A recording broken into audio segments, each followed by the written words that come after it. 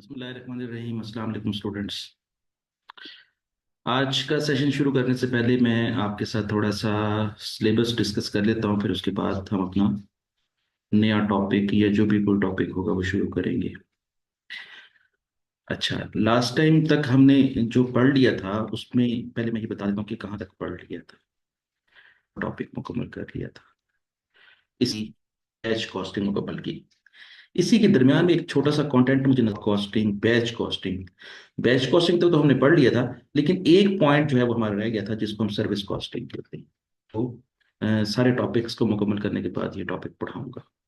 ठीक है, तो आज हम यही टॉपिक स्टार्ट लेंगे और इसी टॉपिक को डिस्कस करेंगे और इसी में जितने भी चीज़ें हमने डिस्कस करनी है वो मुकम्मल करेंगे, ताकि आज का सेशन मुकम्मल करने के बाद, आज का सर्विस कॉस्टिंग का टॉपिक मुकम्मल करने के बाद हम इन्हीं सारे टॉपिक्स की, जिस तरह लिखा हुआ है job, batch, process costing, joint costing और बाई प्रोडक्ट कॉस्टिंग, और आज का टॉपिक मिला के सर्विस कॉस्टिंग, इन सारों के एमसीक्यूज एक ही दफा मुकम्मल कर लेंगे। और इस तरह हमारे 10 टॉपिक्स मुकम्मल हो जाएंगे, 10 मेन टॉपिक्स हमारे मुकम्मल हो जाएंगे। ऐसे समझ लेके 10 रहे हैं हमारे जो सिलेबस के लिहाज से। पार्ट सी भी मुकम्मल हो जाएगा और पार्ट डी के अंदर दो ही चैप्टर हैं या दो ही टॉपिक्स हैं। एक है स्टैंडर्ड कॉस्टिंग का टॉपिक नंबर 11 और टॉपिक नंबर 12 टॉपिक। दोनों टॉपिक मुकम्मल हो जाएंगे तो हमारा पार्ट डी भी मुकम्मल हो जाएगा और पार्ट डी की भी हम एमसीक्यूज करके ये सारे का सारा सिलेबस मुकम्मल हो जाएगा। फिर मैंने कहा था आपसे, जो हम इंट्रोडक्शन टू मैनेजमेंट अकाउंटिंग कहते हैं, ये वाला टॉपिक मैंने कहा था कि मैं आपको सबसे आखिर में करवाऊंगा। ठीक है, तो ये फिर सबसे आखिर में हम करेंगे और इस तरह हमारा एफसीएम का तमाम सिलेबस जो है वो मुकम्मल हो जाएगा। टॉपिक नंबर एक, सिर्फ जो सर्विस कॉस्टिंग का टॉपिक था वो हम स्टार्ट लेते हैं और इसको हम मुकम्मल करेंगे। तो एज यूजुअल मैं ACC F2 को फॉलो करूंगा इस चैप्टर के अंदर भी, और इस चैप्टर में बुक में भी 10th चैप्टर बनता है और 10th चैप्टर के लिहाज से इसका जो टाइटल बनता है वो सर्विस एंड ऑपरेशन कॉस्टिंग कहलाता होता है। अब हम देखेंगे कि सर्विस क्या होती है और उसकी कॉस्टिंग जब करनी होती है तो वो हमने ये वाला सब्जेक्ट शुरू किया था तो उसमें हमने कुछ बातें ऐसी की थी जिसमें हमने ये कैटेगराइज किया था कि बिजनेस करने के लिहाज से हमारे पास तीन किस्म के बिजनेस होते हैं। हम तीन किस्म के बिजनेस कर सकते हैं। हमने ये जिक्र किया था कि सबसे पहला बिजनेस था ट्रेडिंग बिजनेस, दूसरा बिजनेस था मैन्युफैक्चरिंग बिजनेस और तीसरी किस्म का बिजनेस है सर्विस बिजनेस। और हमने ये जिक्र किया था कि ट्रेडिंग बिजनेस में हम कैसे बिजनेस करते हैं कि रेडीमेड चीजें खरीदते हैं और उनको एज इट इज बेच देते हैं, उसके अंदर कोई तब्दीली नहीं करते। जिस तरह खरीदते हैं, जिस तरह की पैकिंग में खरीदते हैं, उसी तरह की पैकिंग में हम उसको बेच देते हैं। तो ऐसे बिजनेस को हम क्या कहते हैं? ट्रेडिंग बिजनेस कहते हैं। ठीक है। अच्छा, उसकी एग्जांपल्स क्या हैं? जैसे फॉर एग्जांपल, हम हमारे पास एक फ्रेंचाइज है आइसक्रीम की और हमने आइसक्रीम की फैक्ट्री से आइसक्रीम खरीदी। जैसे उन्होंने बनाई, उसको पैक किया, उसको एक अच्छी सी पैकिंग में पैक किया और पैक करने के बाद हमें बेच दिया। हमने भी उसको एज इट इज ही कस्टमर को बेच दिया, हमने उसके अंदर कोई तब्दीली नहीं की, ना पैकिंग की तब्दीली की, ना किसी किस्म की कोई जो आइसक्रीम के अंदर जो इंग्रेडिएंट्स होते हैं उनको चेंज किया। जैसी खरीदी वैसी ही बेच दी। ऐसे बिजनेस को हम क्या कहते हैं? ट्रेडिंग बिजनेस कहते हैं। दूसरे किस्म का बिजनेस था मैन्युफैक्चरिंग बिजनेस। मैन्युफैक्चरिंग बिजनेस में भी हमने यही कहा था कि हमने कोई भी चीज खुद बनाई, प्रोड्यूस की, मैन्युफैक्चर की या उसको मेक किया, उसको रॉ मटेरियल के जरिए उसको प्रोसेस करने के बाद उसको बनाया, तो ऐसे तमाम की तमाम खुद बनाई हुई चीजों को बेचने के बिजनेस को हम क्या कहते हैं? मैन्युफैक्चरिंग बिजनेस कहते हैं, या प्रोडक्शन बिजनेस भी कह सकते हैं कि जी हमने खुद चीज़ को प्रोड्यूस किया और उसके बाद बेच दिया। और उसकी एग्जांपल मैं दो तीन एग्जांपल्स मैंने आपके साथ शेयर की थी शुरू शुरू में, कि हमने फॉर एग्जांपल हमारा गारमेंट्स का बिजनेस है और हम गारमेंट फैक्ट्री चलाते हैं, तो हम क्या करेंगे कि हम गारमेंट फैक्ट्री के तौर पर जो है वो शर्ट्स बनाते हैं, ट्राउजर्स बनाते हैं और इसी तरह की बहुत सारी चीज़ें बनाते हैं और बना बना के हम कस्टमर्स को बेचते हैं। ठीक है।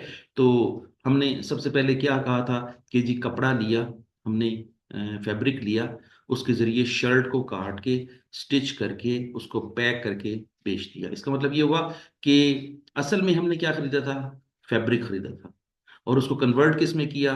शर्ट में कन्वर्ट किया। कन्वर्ट किस में किया? ट्राउजर में कन्वर्ट किया। और कन्वर्ट करने के बाद उसकी शक्ल तब्दील की। पहले वो फैब्रिक की शक्ल में था, अब उसको हमने शर्ट में या उसमें ट्राउजर में कन्वर्ट किया, उसकी शक्ल तब्दील की, और शक्ल तब्दील करने के बाद इसको बेच दिया। तो ऐसे एक बिजनेस को हम क्या कहते हैं? मैन्युफैक्चरिंग बिजनेस कहते हैं।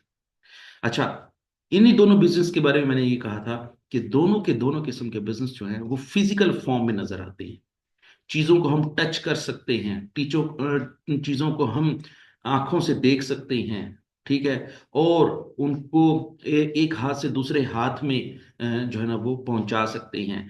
अगर फॉर एग्जांपल हम बिजनेसमैन हैं, बिजनेसमैन के हाथ से वो चीज जो है वो कस्टमर के हाथ में चली जाती है, तो ऐसे बिजनेस को हम क्या कहते हैं कि जी हमने ऐसे बिजनेस को ये कह सकते हैं कि किसी फिजिकल फॉर्म में बिजनेस किया, किसी प्रोडक्ट को इन शेप बिजनेस किया। तो ऐसे तमाम बिजनेस जो कि सारे के सारे बिजनेस जो है ना इन शेप बिजनेस किए जाते हैं, किसी न किसी चीज की सूरत में किए जाते हैं, उसकी कोई ना कोई जो है वो फिजिकल फॉर्म होती है।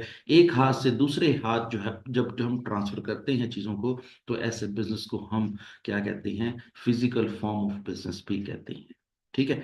लेकिन जब कभी भी हम किसी ऐसे बिजनेस की बात बात करते हैं जिसमें हम पैसा तो कमाना चाहते हैं, कस्टमर को कोई ना कोई फायदा तो पहुंचाना चाहते हैं, कस्टमर को कोई यूटिलिटी तो प्रोवाइड करना चाहते हैं, कस्टमर को किसी ना किसी लिहाज से हम उसको उसका जो जरूरत है वो पूरी तो करना चाहते हैं, लेकिन हमारे पास देने के लिए उनके उनके लिए कुछ नहीं है।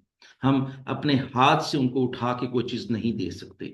हम उनको किसी भी लिहाज से उनको कोई भी चीज इन शेप जो है वो प्रोवाइड नहीं कर सकते। ना हम उसको बना सकते हैं, ना हम उनको जो है ना वो बेच सकते हैं। फिर भी हम कस्टमर को फायदा पहुंचाते हैं, और फायदा पहुंचाने के बदले में जो पैसा कमाते हैं, ऐसे तमाम के तमाम बिजनेस को हम क्या कहते हैं? सर्विस बिजनेस कहते हैं। और उसकी बहुत सारी एग्जांपल्स हैं। अगर हम अपने डेली लाइफ के लिहाज से देखें तो उसकी एग्जांपल्स क्या क्या हैं? जैसे फॉर एग्जांपल हम कपड़े आयरन करवाते हैं, कपड़े इस्त्री करवाते हैं, बाहर से धोबी के पास जाते हैं, कपड़े धुलवाते हैं, कपड़े धुलवा के और उसको इस्त्री करवा के ले आते हैं, और उसको उसके बदले में पैसे दे आते हैं। तो इसका मतलब ये हुआ कि उन्होंने हमारे ही कपड़े जो हैं वो साफ करके दे दिए। जैसे कपड़े दिए थे वैसे ही कपड़े ले लिए, लेकिन अब इस वक्त वो क्लीनलीनेस के लिहाज से, सफाई के लिहाज से बड़े अच्छे हैं, इस्त्री किए हुए हैं। इसका मतलब क्या हुआ कि उन्होंने हमें कोई अपनी जेब से या अपने हाथ से या अपनी दुकान से कोई चीज नहीं उठा के दी, बस हमें एक छोटी सी यूटिलिटी दे दी है, फायदा दे दिया है, या हमारी जरूरत पूरी कर दी है। तो इसका मतलब ये हुआ कि जब कभी भी कोई बिजनेसमैन फिजिकल फॉर्म में कोई चीज जो है वो ट्रांसफर नहीं करता अपने कस्टमर को, सिर्फ और सिर्फ उसको किसी ना किसी लिहाज से बेनिफिट पहुंचा देता है, चाहे वो बेनिफिट वो हाथ से उसको पहुंचाए या अपने माइंड से सोच करके कोई फायदा पहुंचाए, तो ये सारे के सारे बिजनेस जो है वो सर्विस बिजनेस कहलाते हैं। जैसे मैं टीचर हूं, तो मैं टीचर के लिहाज से मैं आपको सिर्फ और सिर्फ क्या कह सकता हूँ? कुछ लफ्ज मैं आपको दूंगा, कुछ पेजेस का नॉलेज दूंगा, फिजिकल फॉर्म में कोई नहीं दूंगा, लेकिन मैं आपकी अपने माइंड से आपके माइंड में कोई बात ट्रांसफर करूंगा और उसके बदले में पैसे कमा लूंगा। तो टीचर भी सर्विस दे रहा होता है। इसी तरीके से मैं ये कहता हूँ डॉक्टर भी सर्विस दे रहा होता है। इसी तरीके से वकील भी सर्विस दे रहा होता है। और इसी तरीके से अगर ज़्यादा मॉडर्न बिजनेस की बात की जाए, तो जिस तरह अकाउंटेंसी का बिजनेस है, ये भी जो है ना वो लोगों को अकाउंटेंसी की सर्विसेज दे के और वो पैसा कमा रहा होता है। तो हर वो बंदा जो कि जो है ना वो फिजिकल फॉर्म में तो कोई चीज ट्रांसफर ना करे अपने कस्टमर को, लेकिन फिर भी उसको फायदा पहुंचा दे, और उस फायदा पहुंचाने के बदले में जो पैसे कमाए, ऐसे बिजनेस को हम क्या कहते हैं? सर्विस बिजनेस कहते हैं। आइए जरा मैं थोड़ा सा किताब से भी इसके लिहाज से वो क्या कहता है। वो कहता है कि सर्विस, हाँ, उसने तो स्टार्ट ही सर्विस कॉस्टिंग से लिया है कि सर्विस कॉस्टिंग क्या होती है। तो सर्विस कॉस्टिंग को डिफाइन कर लेते हैं। सर्विस कॉस्टिंग से मुराद ये है कि जब कभी भी कोई भी बंदा सर्विस का बिजनेस कर रहा होता है और अपने सर्विस देने के लिहाज से करने के लिहाज से जो पैसे खर्च करके वो अपनी कॉस्ट कैलकुलेट करता है, एक ऐसा कॉस्ट का प्रोसीजर है जिसमें सर्विस देने के लिहाज से कॉस्ट कैलकुलेट की जाती है, ऐसे कॉस्ट को हम सर्विस कॉस्टिंग कहते हैं। ठीक है। जैसे service costing is use when an organisation और a department provide a service such an accountancy firm preparing the accounts for a company. वो कहता है कि जिस तरह एक अकाउंटेंसी फर्म जो है वो लोगों को सर्विसेज देती है, लोगों को अकाउंट्स बना के देती है, उनको फॉर एग्जांपल उनको फाइनेंशियल स्टेटमेंट्स बना के देती है, फॉर एग्जांपल उनको ऑडिट की सर्विसेज देती है, या उनको किसी भी लिहाज से टैक्सेशन की सर्विसेज देती है। तो ये सारी की सारी जो फर्में होती हैं, अकाउंटेंसी फर्में, जब ये लोगों को यूटिलिटी देती हैं, किसी भी लिहाज से कोई फायदा पहुंचाती हैं और उसके बदले में जो पैसे कमाती हैं, ऐसे बिजनेस को हम क्या कहते हैं? सर्विस बिजनेस कहते हैं। और सर्विस कॉस्टिंग का मतलब ये है कि जो उन्होंने अकाउंटेंसी की सर्विसेज प्रोवाइड की हैं अपने कस्टमर को, उसके ऊपर जो उनकी जेब से पैसे खर्च हुए हैं, वो सारे के सारे जब उसको इकट्ठे किए जाते हैं और उसको टोटल किया जाता है और उसकी कॉस्ट को कैलकुलेट किया जाता है, एनालाइज किया जाता है और उसको समराइज किया जाता है, ऐसे प्रोसेस को हम क्या कहते हैं? सर्विस कॉस्टिंग कहते हैं। वो कहता है कि जी, किसी भी चीज को सर्विस कहलाने के लिहाज से चार किस्म की खसूसियत है। अगर वो पाई जाए तो फिर वो सर्विस बिजनेस कहलाएगा। अगर वो चार चीजें ना पाई जाए तो फिर वो कौन सा बिजनेस कहलाएगा? ट्रेडिंग कहलाएगा या मैन्युफैक्चरिंग कहलाएगा। तो बड़ी जबरदस्त सी उसने जो है ना वो चार किस्म की खसूसियात बताई हैं, चार किस्म की फीचर्स बताई हैं, ये चार किस्म की जो है ना वो इंपॉर्टेंट पॉइंट बताए हैं। अगर ये आपको कहीं पे किसी बिजनेस में नजर आए तो फिर वो बिजनेस कौन सा कहलाएगा? सर्विस बिजनेस कहलाएगा। और अगर वो इन चारों ये चार नजर ना आए तो फिर वो कौन सा बिजनेस कहलाएगा? या तो ट्रेडिंग कहलाएगा या तो मैन्युफैक्चरिंग का बिजनेस कहलाएगा। ये बड़ी जबरदस्त सी, बड़ी इंटरेस्टिंग सी जो है ना वो फीचर्स हैं, जो कि आप पढ़ के आपको अंदाजा हो जाएगा कि सर्विस बिजनेस के लिहाज से वाकई ये खसूसियात थी। तो सबसे पहले खसूसियत ये है इंटेंजिबिलिटी। इंटेंजिबिलिटी का मतलब होता है ना नजर आने वाला। इंटेंजिबिलिटी का मतलब ये कि जिसको हम टच नहीं कर सके, एक ऐसी चीज जिसको हम टच नहीं कर सकते, एक ऐसा बिजनेस जिसमें कस्टमर को फायदा तो पहुंच रहा है, कस्टमर को कोई यूटिलिटी तो मिल रही है, लेकिन वो नजर नहीं आती। जैसे मैं बोल रहा हूं तो आपको नॉलेज मिल रहा है और ये नॉलेज सीधा आपके जहन में चला जाएगा। ठीक है।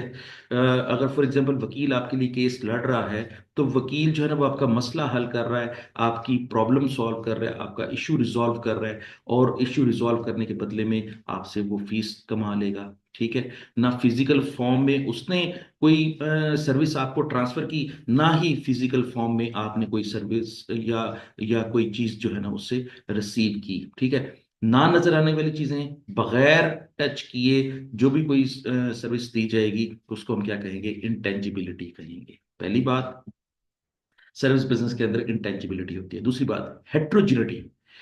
हेट्रोजेनिटी का मतलब ये हुआ कि हर दफा टीचर एक जैसा नहीं पढ़ाता, हर दफा वकील एक जैसा केस नहीं लड़ता, हर दफा डॉक्टर एक जैसा इलाज नहीं करता, हर दफा कोई भी, फॉर एग्जांपल, अगर मैं अभी मैंने धोबी की मिसाल दी है, क्लीनर की मिसाल दी है, हर दफा भी एक जैसा वो सूट आपको नहीं क्लीन करके देगा, नहीं आयरन करके देगा। हर दफा उसकी जो परफॉर्मेंस है वो डिफरेंट होगी।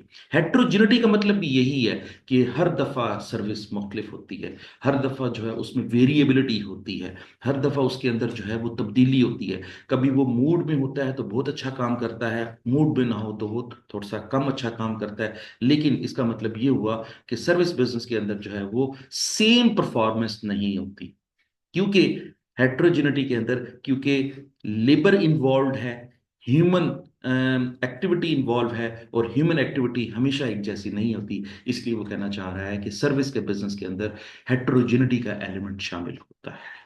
ठीक हो गया। और मैंने इसको हाईलाइट भी किया है, आप भी पढ़ ली। वो कहता है कि हाई ह्यूमन इनपुट की वजह से जो है वो हर हर वक्त एक जैसा काम नहीं होता। अगर आप किसी मैकेनिक के पास जाएं अपनी गाड़ी को सर्विस करवाने के लिए, तो कभी वो बहुत अच्छी सर्विस कर देते हैं और कभी वो इतनी अच्छी सर्विस नहीं करता। तो इसका मतलब क्या हुआ कि हेट्रोजिनिटी का एलिमेंट शामिल है। तो जब कभी भी आप देखें कि चीजें हेट्रोजिनिटी के लिहाज से पाई जाए, तो वो कौन सा बिजनेस कहलाएगा? वो सर्विस का बिजनेस कहलाएगा। तीसरी खसूसियत ये है कि जी, हम सर्विस के बिजनेस को इंस्पेक्ट नहीं कर सकते। हम सर्विस के बिजनेस को जो है वो ऑब्जर्व तो कर सकते हैं, लेकिन उसकी इंस्पेक्शन नहीं कर सकते। जैसे फॉर एग्जांपल, हम इंस्पेक्शन तो किसी फिजिकल फॉर्म ऑफ प्रोडक्ट की ही इंस्पेक्शन कर सकते हैं। जैसे हम किसी चीज को देखते हैं, जैसे किसी चीज को हम इंस्पेक्ट करते हैं, कोई चीज होती है तो हम उसको देखते हैं। सर्विस में तो कोई चीज नहीं है। सर्विस में तो जो है ना वो, जैसे फॉर एग्जांपल मैं बोल रहा हूं, तो आप मेरे बोलने को या मेरे पढ़ाने के तरीके को कैसे जज करेंगे? हाँ, आप इस तरह जज कर लेंगे कि अगर आपको बात समझ आ रही है तो आप कहेंगे वेरी गुड, मुझे बहुत अच्छी समझ आई है। लेकिन आप उसको फिजिकल फॉर्म में इंस्पेक्ट नहीं कर सकते, किसी क्राइटेरिया के तहत जो है वो आप उसको चेक नहीं कर सकते। जैसे फॉर एग्जांपल अगर मैं ये कहता हूँ आपको कि मेरे ब्लड सैंपल ले लिया जाए और ब्लड सैंपल से पता किया जाए कि जी मेरे अंदर जो है वो कौन कौन सी चीज जो है ना वो डिजीज शामिल है, तो वो क्या होगा? मेरा ब्लड सैंपल लेंगे, उसको लेबोरेटरी में टेस्ट करेंगे, टेस्ट करने के बाद बता देंगे कि जी मेरे अंदर ये बीमारियां हैं, ठीक है। लेकिन अगर मैं कहूंगा कि आप ये देखें कि मैंने फॉर एग्जाम्पल पढ़ाया है, तो आप उसको जो है ना वो जज करें और बताएं कि क्या है, तो आप यही कहेंगे कि अच्छा है या बुरा है, अच्छा पढ़ाया है या बुरा पढ़ाया है। लेकिन आप उसको किसी क्राइटेरिया के तहत जज नहीं कर सकते। तो इसका मतलब ये होगा कि सर्विस बिजनेस के अंदर जो है ना वो एक ही वक्त में चीज प्रोड्यूस हो रही होती है, या एक ही वक्त में सर्विस प्रोवाइड की जा रही होती है, और उसी वक्त ही हमें रिसीव करनी पड़ती है, हम उसको जो है वो इंस्पेक्ट नहीं कर सकते। अच्छा, चलें, चौथी और आखिरी चीज, पेरिशेबिलिटी। पेरिशेबिलिटी का मतलब यही है कि हम उसको स्टोर नहीं कर सकते। तो जब कभी भी किसी भी यूटिलिटी को हम स्टोर नहीं कर सकते, तो ऐसा बिजनेस कौन सा बिजनेस कहलाएगा? सर्विस बिजनेस कहलाएगा। तो अब हम ये कह सकते हैं कि अगर इंटेंजिबिलिटी है, हेट्रोजेनिटी है किसी बिजनेस के अंदर, या उसको साइमल्टेनियस प्रोडक्शन एंड कंजम्पशन है, या पेरिशेबिलिटी है, ये चारों में से कोई एक या तीनों या चारों या दोनों, दो भी अगर खसूसियात पाई जाएं, तो फिर वो बिजनेस कौन सा कहलाएगा? सर्विस बिजनेस कहलाएगा। ठीक हो गया। ये हमने बहुत इसके ऊपर जबरदस्त सी जो है ना डिस्कशन कर ली है। अब मुझे उम्मीद है कि आपका ये टॉपिक जो है वो एक अच्छे तरीके से स्टार्ट हो चुका है, और अगर आपको इसके अंदर जो है वो मजीद एक्सेल करना है, मजीद डीप डाउन करना है, तो आपको इसकी समझ इंशाल्लाह आ जाएगी। एक इलस्ट्रेशन करते हैं, बल्कि इलस्ट्रेशन क्या, एक पहले एग्जाम्पल के तौर पर बात कर लेते हैं कि सर्विस बिजनेस जो है वो उसकी एग्जाम्पल्स क्या क्या हैं। तो वो कहना चाह रहा है कि होटल का बिजनेस जो होता है वो भी सर्विस बिजनेस है। एक कॉलेज के अंदर जो है वो तालीम दी जा रही है, तो वो भी सर्विस का बिजनेस है। और अगर एक हेयर ड्रेसर है तो वो भी सर्विस का बिजनेस कर रहा है। और एक रेस्टोरेंट है, हर किस्म के जो बिजनेस हैं ये सारे के सारे सर्विस बिजनेस है। इन बिजनेस को हम ना ट्रेडिंग बिजनेस कह सकते हैं, ना मैन्युफैक्चरिंग बिजनेस कह सकते हैं, इनको हम सर्विसेज कहेंगे। चलें, अब थोड़ा सा और डीप डाउन करते हैं, और डीप डीप अप करते हैं और देखते हैं कि जिस सर्विस के बिजनेस के लिहाज से हमें किन किन चीज़ों को फेस करना पड़ेगा। मेरे पास चार सवाल हैं, उन सवालों का जवाब देंगे। अगर उन सवालों का जवाब यस में है या नो में है, तो फिर वो उसकी सिचुएशन कैसे पैदा होगी। जैसे मैंने इसको हाईलाइट किया हुआ है, आपके लिए हाईलाइट किया हुआ है, is output in the form of performance. वो कहता है कि सर्विस बिजनेस की जो आउटपुट है वो परफॉर्मेंस की सूरत में होती है। तो इसका मतलब, इसका जवाब ये है यस। हाँ, कि हम सर्विस बिजनेस में चीजों को एज ए आउटपुट के तौर पर किस तरह देते हैं? परफॉर्मेंस के तौर पर देते हैं। सिंपल परफॉर्मेंस, मैं बोल रहा हूं, एक खास टाइम तक बोलता रहूंगा, एक खास टॉपिक के ऊपर बात करूंगा, तो और खास टॉपिक के ऊपर बात करके मैं कुछ देर के बाद मैं अपने टॉपिक को मुकम्मल कर लूंगा। मैं कहूंगा आज का टॉपिक इतना ही था, आप मुझे पैसे दे देंगे और मैं चला जाऊंगा। तो इसका मतलब क्या हुआ कि मैं परफॉर्मेंस दे रहा हूं। क्रिकेटर परफॉर्मेंस देता है, फुटबॉलर परफॉर्मेंस देता है। ठीक है, अगर फॉर एग्जांपल किसी क्रिकेटर को हमने जो है ना वो हायर किया है एज ए फ्रेंचाइज के तौर पर, मैं एक फ्रेंचाइजर हूं, मैंने जो है ना वो किसी क्रिकेटर को जो है ना वो हायर किया, उसने क्या किया, उसका काम है बैटिंग करना या बॉलिंग करना, उसने बैटिंग की, बॉलिंग की, और वो पैसे कमा के चला गया। तो इसका मतलब क्या हुआ कि सर्विस के बिजनेस में परफॉर्मेंस दी जाती है, परफॉर्म किया जाता है, मेंटली तौर पर या हाथ से या दोनों से। जब परफॉर्म किया जाता है तो वो उसकी आउटपुट होती है। ठीक हो गया। तो अगर मैं कहूं आपको कि is output in the form of performance, तो आप कहेंगे यस। दूसरा सवाल, is the standard of service variable? तो जवाब होगा यस। वो कहता है कि सर्विस के बिजनेस के अंदर जो है वो परफॉर्मेंस जो होती है वो वेरिएबल होती है। हाँ, वेरिएबल होती है। कभी बहुत अच्छा काम करेंगे, कभी बहुत बुरा काम करेंगे, कभी दरमियाने दर्जे का काम करेंगे, कभी मूड में होंगे तो बहुत अच्छा काम करेंगे, और अगर मूड में नहीं होंगे तो अच्छा काम नहीं करेंगे। तो इसका मतलब क्या हुआ? परफॉर्मेंस वेरिएबल होती है, सर्विस वेरिएबल होती है, हर दफा एक जैसी नहीं होती। ठीक है। तो जब कभी भी ये कहा जाएगा कि परफॉर्मेंस वेरिएबल है, तो फिर कौन सा बिजनेस होगा? सर्विस बिजनेस होगा। तीसरी चीज, can you inspect the service in advance of receiving them. वो कहता है कि जब सर्विस ली जा रही होती है तो उसको पहले से आप इंस्पेक्ट कर सकते हैं। तो जवाब होगा नो, हम उसको इंस्पेक्ट नहीं कर सकते। कैसे? अगर फॉर एग्जाम्पल मैं मिसाल देता हूं, एक और मिसाल मेरे माइंड में आ गई है कि आप किसी जगह पर होटल किराए पर लेते हैं, एक रूम किराए पर लेते हैं। तो आप ये देखेंगे कि ये कमरा हम मेरे लिए सही है या नहीं है, मेरे लिए जो है वो आरामदेह है या नहीं है।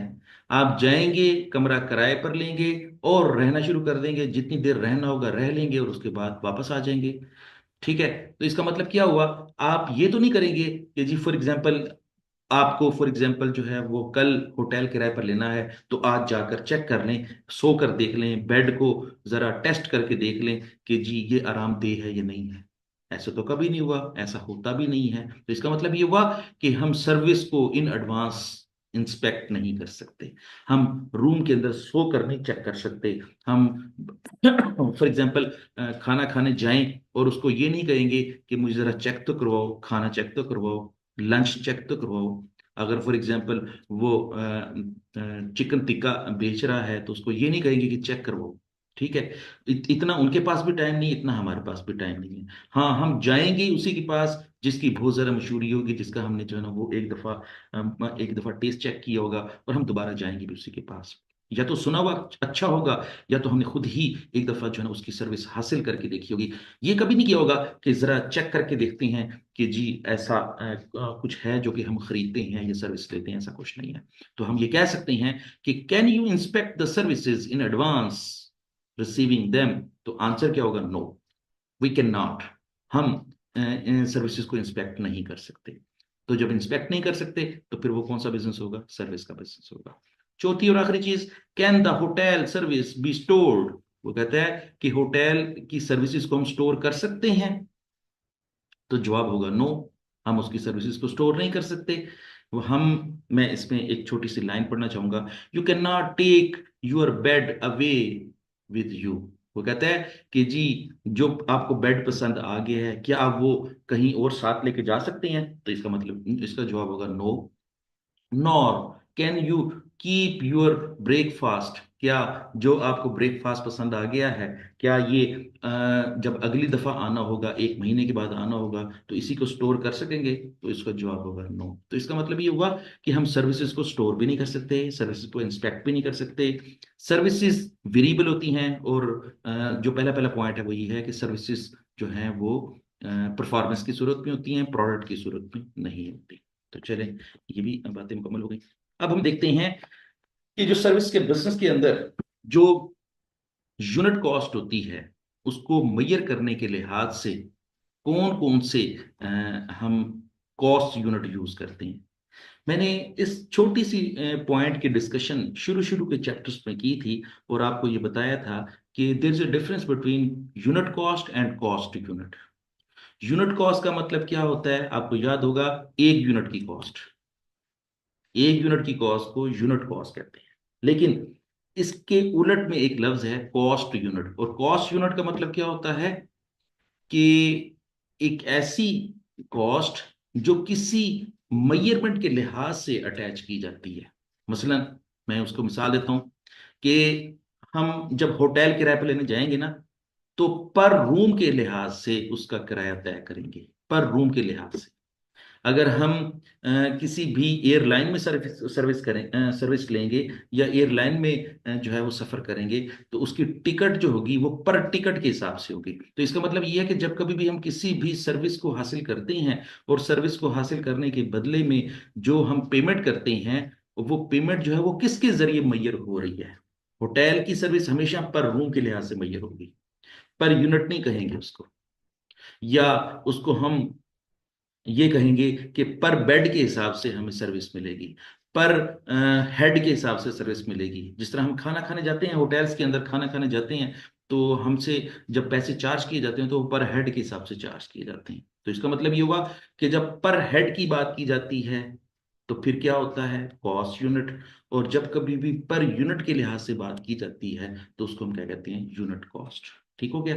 तो ये था थोड़ा सा फर्क, और इसी को ही हम आगे साथ लेकर चलेंगे। उसने फिर एग्जांपल्स दी हैं कि अगर मील के लिहाज से हम देखें तो मील के लिहाज से क्या लफ्ज यूज, पर मील कॉस्ट हो जाएगा, पर work for the reception staff. वो कहता है कि रिसेप्शन स्टाफ जब काम कर रहा होगा और जब उनको तनख्वाह दी जाएगी तो वो पर और के हिसाब से तनख्वाह दी जाएगी। तो ये बात याद रख लें कि जब कभी भी कॉस्ट को मैयर किया जाता है, तो मैयर जब किया जाता है तो जिस चीज के जरिए मैयर किया जाता है उसको हम यूनिट कॉस्ट कहते हैं। और जब कभी भी जो है ना वो किसी भी प्रोडक्ट को या किसी भी चीज को जब बेचा जाता है तो वो पर यूनिट कॉस्ट के हिसाब से उसको मैयर किया जाता है। ठीक है, तो चलिए थोड़ा सा और मजीद पढ़ते हैं ताकि जो है ना हमारा कॉन्सेप्ट इसके लिहाज से और अच्छा हो जाए। वो कहते हैं एक composite cost unit. Composite cost unit से क्या मुराद है, ये बात याद रख लें कि जब दो किस्म की मेजरमेंट एक ही चीज के बिजनेस के लिहाज से काउंट की जाएगी तो उसको हम कंपोजिट कॉस्ट यूनिट कहेंगे। जैसे मैं उसकी मिसाल देता हूं, यहां पर एक मिसाल, distance ton mile for the. वो कहता है कि जब कभी भी हम किसी भी सर्विस को हम हायर करते हैं ना, तो कभी कभी ऐसे होता है कि जैसे हमने ट्रक किराए पर लिया, तो ट्रक वाले बताओ किस तरह आपसे सर्विस चार्ज करेंगे या आपसे पैसे चार्ज करेंगे। वो कहेंगे कि इतना वजन अगर होगा और इतने डिस्टेंस पे अगर आपको सामान चाहिए होगा तो हमारे इतने पैसे होंगे। तो वो इसका मतलब ये हुआ है कि वो दो चीजों के लिहाज से मेजरमेंट करते हैं, वो पर टन और साथ ही पर माइल के हिसाब से जो है वो आपसे तय करेंगे। आपसे वजन के लिहाज से भी तय करेंगे, आपसे डिस्टेंस के लिहाज से भी तय करेंगे, दोनों चीजों के लिहाज से आपके साथ रेट तय करेंगे। तो दोनों चीजों के लिहाज से उसको हम क्या कहेंगे, composite cost unit. Composite cost unit. इसी तरीके से जब हम किसी भी हॉस्पिटल में जाते हैं तो हॉस्पिटल वाले किस तरह चार्ज करते हैं आपसे, पर पेशेंट पर डे के हिसाब से। कितने पेशेंट हैं, दो पेशेंट हैं, एक दिन उन्होंने जो है वो सर्विस ली है, तो फिर क्या होगा कि दो पेशेंट के पैसे किस तरह चार्ज होंगे, दो पेशेंट को पर पर्सन के हिसाब से भी लेंगे और दो पेशेंट के दिनों के हिसाब से भी लेंगे। तो इसका मतलब ये हुआ कि कितने दिन उन्होंने स्पेंड किए हैं उसके पैसे चार्ज किए जाएंगे और कितने पेशेंट है उसके लिहाज से पैसे चार्ज किए हैं। दोनों को मद्देनजर रखते हुए आपका बिल बनेगा। एक चीज को मद्देनजर रखते हुए बिल नहीं बनेगा, पेशेंट को माइंड में रख के बिल नहीं बनाएंगे, वो दिनों को भी माइंड में रखेंगे, वो पेशेंट्स को भी जो है ना माइंड में रखेंगे। ठीक है। अच्छा, वो कहता है कि जी जब आप गाड़ी में सर्विस कर रहे होते हैं या गाड़ी में सफर कर रहे होते हैं तो गाड़ी वाला आपसे सिर्फ ये नहीं आपसे किराया मांगेगा कि जी दो बंदों का किराया दे दो, तीन बंदों का किराया दे दो। वो आपसे ये भी तय करेगा कि कितनी दूर तक जाना है आपने। अगर आपने लाहौर तक जाना है तो इतना किराया होगा, लाहौर से आगे जाना है तो फिर इतना किराया होगा। तो इसका मतलब ये हुआ कि वो पैसेंजर के लिहाज से भी आपसे किराया लेगा और जितना दूर जाना है उसके लिहाज से भी किराया लेगा। तो इसका मतलब ये हुआ कि जब दो या दो से ज्यादा कॉस्ट यूनिट होते हैं तो उसको हम कंपोजिट कॉस्ट यूनिट कहेंगे। ठीक हो गया। चलें अब एक छोटी सी टेस्ट योर अंडरस्टैंडिंग करते हैं और उसमें देखते हैं कि हमने अब तक कितना समझ लिया है।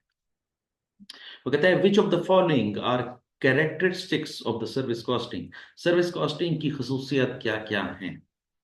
वो आपके पास जवाब के को जज करने के लिहाज से तीन ऑप्शंस देगा या तीन जो है ना वो पॉसिबिलिटीज ऑफ आंसर्स देगा। उसमें से आपने सिलेक्ट करना है कि तीनों सही हैं, दो सही हैं या एक सही है। फिर उसके लिहाज से आपको चार एमसीक्यूज बना के दे रहा है, जैसे high level of direct labour cost as a proportion to the total cost. वो कहता है कि जी जो लेबर होती है ना सर्विस के बिजनेस में वो बहुत ज्यादा होती है। हाँ मैं कह सकता हूँ बहुत ज्यादा होती है, क्योंकि मटेरियल तो होता नहीं है सर्विस के बिजनेस में, मटेरियल तो कोई नहीं लगाया जाता। अगर मटेरियल लगाया जाता तो फिर वो सर्विस का बिजनेस ना होता, फिर तो वो मैन्युफैक्चरिंग का बिजनेस होता। तो फिर सर्विस के बिजनेस में ज्यादा पैसे किस चीज पर खर्च किए जाते हैं, लेबर के ऊपर खर्च किए जाते हैं। आप किसी भी सर्विस बिजनेस को ले लें उसमें ज्यादा एलिमेंट जो है वो लेबर का होता है। लेबर मीन्स हाथ से काम करना, जहन से काम करना, या किसी भी लिहाज से जो लेबर की जाती है तो उसके पैसे जो है वो अदा किए जाते हैं। तो वो कहता है कि सर्विस के बिजनेस में ज्यादा पैसे खर्च किस चीज पे किए जाते हैं, ना मटेरियल पे किए जाते हैं ना एफओएच पे किए जाते हैं, ज्यादा पैसे लेबर पे खर्च किए जाते हैं। तो ये पहली बात सही है, पहली लाइन बिल्कुल ठीक लिखी हुई है। दूसरी line, use of composite cost unit. वो कहता है कि सर्विस के बिजनेस में जो है वो कंपोजिट कॉस्ट यूनिट यूज किया जाता है, इक्विवेलेंट यूनिट्स। वो कहता है इक्विवेलेंट यूनिट्स को यूज किया जाता है, ये बात बिल्कुल गलत की है। देखें, इक्विवेलेंट यूनिट्स किस में यूज किया जाता है? मैन्युफैक्चरिंग के बिजनेस में। हम यहाँ पर कोई चीज मैन्युफैक्चर तो नहीं कर रहे, सर्विस के बिजनेस में कोई चीज मैन्युफैक्चर तो नहीं कर रहे, हम तो सर्विस दे रहे हैं। और सर्विस में हमने क्या करना होता है? हमने फिजिकल फॉर्म में कोई परफॉर्मेंस देनी होती है। तो फिजिकल फॉर्म में जब कोई परफॉर्मेंस देनी है तो उसमें इक्विवेलेंट यूनिट्स नहीं होते। इक्विवेलेंट यूनिट्स का ताल्लुक हमेशा प्रोसेस कॉस्टिंग के साथ होता है। तो इसका मतलब ये हुआ कि हमारे पास अगर हम इसका आंसर, करेक्ट आंसर देना चाहें, तो पहली और दूसरी जो पॉसिबिलिटी है वो सही है, तीसरी पॉसिबिलिटी गलत है। तो इस लिहाज से हम चारों एमसीक्यूज को चेक करते हैं कौन सा आंसर हमारी या कौन सा जो ऑप्शन है वो हमारे लिए सही है। अल्फा नहीं, अल्फा में सिर्फ पहली लाइन की बात की जा रही है। बीटा, पहली और दूसरी बिल्कुल सही है। बीटा के अंदर हमारा बिल्कुल सही जवाब फिट इन आ रहा है। चार्ली के लिहाज से सिर्फ दूसरे की बात की जा रही है, ये भी गलत है। और डेल्टा के लिहाज से दूसरे और तीसरे की बात की जा रही है, ये भी गलत है। तो इसका मतलब ये हुआ कि हमारा जो आंसर है वो क्या है? बीटा है। और अगर हम ये कहें कि हमारा करेक्ट आंसर क्या है, तो वो क्या होगा? बीटा। बीटा को लॉक कर दिया जाए। चलें जी, आगे चलें। मेरे ख्याल में आपको ये सवाल बड़ा अच्छा समझ आ गया होगा, और आप भी प्रैक्टिस करें, इंशाल्लाह आपको भी जो है ना वो मजीद आसानी से समझ आ जाएगा। अच्छा जी, वो कह रहा है कि जी कॉस्ट पर सर्विस यूनिट। वो कहता है कि जी पर सर्विस कॉस्ट कैलकुलेट करना हो तो कैसे कैलकुलेट करते हैं? बड़ा आसान सा फार्मूला है। वो कहता है कि जी जितने पैसे डायरेक्ट मटेरियल के ऊपर खर्च, जितने डायरेक्ट एक्सपेंसेस खर्च किए गए वो ले लें, जितने ओवरहेड, उसको क्या क्या कहेंगे? टोटल कॉस्ट कहेंगे। ठीक है, टोटल कॉस्ट कहेंगे। अब ये बिल्कुल वही कॉन्सेप्ट है जो कि हमने पिछले कुछ चैप्टर्स में पढ़ा है। अंडरस्टैंडिंग के लिहाज से ये वाला फार्मूला जो है वो बिल्कुल सिंपल है कि अगर मटेरियल खर्च हुआ है तो उसको ले लें, अगर लेबर तो खर्च होगी होगी उसको ले लें, अगर कोई डायरेक्ट एक्सपेंसेस खर्च हुए हैं तो वो ले लें, कोई ओवरहेड्स खर्च हुए हैं तो वो ले लें, सारों को जमा कर दें। सारों को जमा करेंगे तो वो क्या बन जाएगा? टोटल कॉस्ट बन जाएगी। ठीक है, जब टोटल कॉस्ट आ जाएगी तो जितनी भी सर्विसेज दी हैं, जितनी भी कॉस्ट यूनिट, मसलन मैं ये कहता हूं कि ये किसी हॉस्पिटल की कॉस्ट है, हॉस्पिटल की कॉस्ट है फॉर एग्जांपल, इन सारों का टोटल किया गया तो वो 10,000 रुपये बने। ठीक है, और कितने पेशेंट जो है ना वो हमने सर्व किए हैं, फॉर एग्जांपल हमने सर्व किए हैं 100 पेशेंट सर्व किए हैं। तो अगर मैं कहूं कि एक पेशेंट की कॉस्ट क्या है, तो आप क्या करेंगे? Total cost divide by total patients. Total cost divide by total patients. Total cost कितनी है? 10,000। टोटल पेशेंट्स कितनी है? 100। 10,000 को 100 पे तकसीम करेंगे तो आंसर क्या आ जाएगा? 100 आ जाएगा। तो जब इसको डिवाइड करेंगे आंसर आ जाएगा 100। तो 100 को क्या कहेंगे? Cost per service. स्टैंडिंग थी जो मैं जी चाह रहा था कि आपको दे दूं। अब ये थोड़ा सा और कुछ बातें हैं जो कि जो है ना वो हमने ज़हन में रखनी है जब कभी भी हम सर्विस कॉस्टिंग कर रहेंगे, तो उसमें ये बात का ख्याल करेंगे। वो कहते हैं in service costing it is not uncommon for the labour to be the only direct cost involve. वो कहता है कि ये जरूरी तो नहीं है कि सिर्फ लेबर कॉस्ट ही हो, कुछ और कॉस्टें भी लग सकती हैं, जरूरी नहीं है। हाँ, नजर आता है कि लेबर कॉस्ट ही ज्यादा इनकर होगी, लेकिन ये जरूरी भी नहीं है। ठीक है, तो कुछ और कॉस्टें भी इनकर हो सकती हैं, जिस तरह फार्मूले के अंदर बयान किया है कि मटेरियल भी खर्च हो सकता है थोड़ा बहुत। जैसे अगर मैं हॉस्पिटल की एग्जांपल लेकर चल रहा हूँ, तो हॉस्पिटल के अंदर जो है वो किसी ना किसी किस्म का जो है ना वो इंजेक्शन भी लगाया जा सकता है। किसी न किसी किस्म का जो है वो, फॉर एग्जांपल मैं ये कह सकता हूँ कि बेड के लिए शीट भी चेंज की जा सकती है। ठीक है, तो शीट को चेंज क्यों किया जाएगा? शीट को धोएंगे, बिस्तर को धोएंगे, तो धोने के लिहाज से हमें सर्फ चाहिए होगा। फॉर एग्जांपल मैंने आसान सी बात कर रहा हूँ, सर्फ चाहिए होगा या साबुत चाहिए होगा, उससे धोएंगे और धो के फिर ही जो है ना वो पेशेंट को उस पर सुलाएंगे ना। तो इसका मतलब ये हुआ कि डायरेक्ट मटेरियल भी यूज हो सकता है। ठीक है, फिर दूसरी वो बात कहना चाह रहा है in service costing can be classified as being fixed, variable और सेमी वेरिएबल। वो कहता है सिंपल सी बात है कि सर्विस के बिजनेस में भी तीन किस्म की कॉस्टें हो सकती हैं, वेरिएबल कॉस्ट भी हो सकती है, फिक्स कॉस्ट भी हो सकती है, और सेमी वेरिएबल कॉस्ट भी हो सकती है। और फिर वो कहता है तीसरी बात, the cost per service unit is calculated by establishing the total cost involve in providing the service and dividing by the number of the service units. तीसरी पॉइंट में बड़ी सिंपल सी बात वो कह रहा है कि अगर पर यूनिट कॉस्ट कैलकुलेट करनी है ना, तो आपने क्या करना है? टोटल कॉस्ट को डिवाइड कर देना है टोटल नंबर ऑफ सर्विसेज पे, कि जितनी सर्विसेज दी हैं उस पर डिवाइड करना है, पर सर्विस कॉस्ट आ जाएगी। ठीक है ना? तो तीसरे पॉइंट में क्या कहना चाह रहा है? पर यूनिट जो सर्विस कॉस्ट है उसको कैलकुलेट इस तरह किया जाएगा, total cost divide by total number of services provided. ठीक है। और चौथा और आखिरी, अब उसका वो फार्मूला खुद भी दे रहा है, एक दफा मैंने भी बताया दिया है, एक दफा वो खुद भी दे रहा है। देखें जरा, ये देखिए, total cost for providing the services, जितने पैसे खर्च किए हैं उसको डिवाइड द सर्विसेज, कि जितने जो है ना वो तादाद में सर्विसेज दी हैं उससे डिवाइड कर देंगे, तो पर cost per service unit calculate जो है ना वो इस पूरे चैप्टर में यूज करेंगे। बस यही एक फार्मूला है जो आपने यूज करना है, और कोई काम नहीं है आपका। आगे मैं 2-3 सवाल कराऊंगा आपको, तो उसमें भी इसी फार्मूले के जरिए ही मैं सवाल हल करना सिखाऊंगा। ठीक है। और ये वाला फार्मूला आपने खाली है, इसको सॉल्व करते हैं। आप इस इलस्ट्रेशन को पढ़ें, मैं भी पढ़ता हूँ, और इसका जो क्वेश्चन की रिक्वायरमेंट है वो भी पढ़ते हैं और उसका जवाब देते हैं। The canteen of a company record the following income and expenditure for a month. एक महीने के इनकम और एक्सपेंडिचर अकाउंट बनाकर दिया गया है, और वो हमें सब सामने नजर आ रहा है। वो कहता है कि इनकम क्या है, पूरे महीने की इनकम क्या है, 59,010 रुपये। हमने पूरा महीने जो है वो कैंटीन के ऊपर जो है वो सर्विस दी, और सर्विस देने के बाद कितने पैसे कमाए, 59,010 रुपये कमाए। और फिर वो पूरा महीना अंदर खर्च किया, ड्रिंक के ऊपर कितने खर्च किए, 6,000। तेरा फ्यूल पे, मेंटेनेंस पे, रिपेयर पे, विजेस पे, डेप्रिसिएशन पे, ये सारे मिला के टोटल एक्सपेंडिचर ये दिए हुए हैं। ठीक है।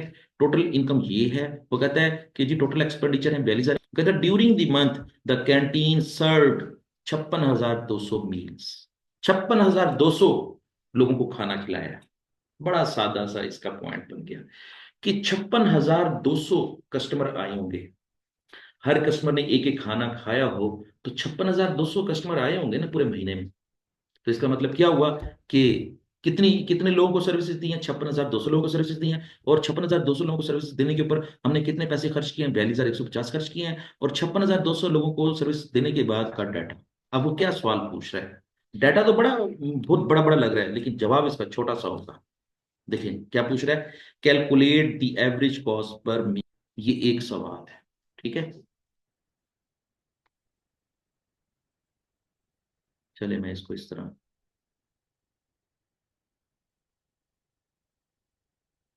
पहला सवाल ये है। वो कहता है कि जी कॉस्ट पर मील कैलकुलेट करें। अब इसका फार्मूला याद करें, total cost divide by total meal served. तो टोटल कॉस्ट कितनी है, 42,150। टोटल मील्स कितने सर्व किए, 56,200। 42,150 को 56,200 पे तकसीम करेंगे तो आंसर जो आएगा वो आपकी एवरेज कॉस्ट पर मील आ जाए। इसको देख लेते हैं। ये देखिए जरा, पहला जवाब ये है, एवरेज कॉस्ट क्या है ये। ठीक हो गया। अच्छा, फिर वो क्या कहता है दूसरा, एवरेज है कि एवरेज इनकम कितनी है, एवरेज इनकम पर मील कितनी है। तो आपने क्या करना है, सिंपली कितनी इनकम कमाई है, 59,010। 59,010 को अगेन मील सर्व पर डिवाइड करेंगे। मील सर्व कितनी है, 56,200।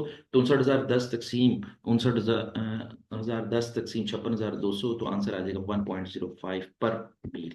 एक मील के ऊपर कितने पैसे कमाए हैं, 1 रुपये, 1.05 पर मील। और खर्च कितने किए हैं, 75 पैसे। तो इसका मतलब ये हुआ कि पैसे खर्च थोड़े किए हैं, कमाए ज्यादा हैं। तो इसका मतलब ये हुआ कि हम प्रॉफिट में जा रहे हैं। लेकिन अभी इसने ना प्रॉफिट की कोई बात की है, ना कोई उसने लॉस की बात की है। उसने सिर्फ यही जज करने की कोशिश की है कि एक मील को सर्व करने के ऊपर हमने अपनी जेब से कितने पैसे खर्च किए, तो जवाब होगा 75 पैसे। और एक मील को सर्व करने के ऊपर कितने पैसे कमाए या कस्टमर से कितने पैसे हासिल किए, तो वो है 1.05 पर मील।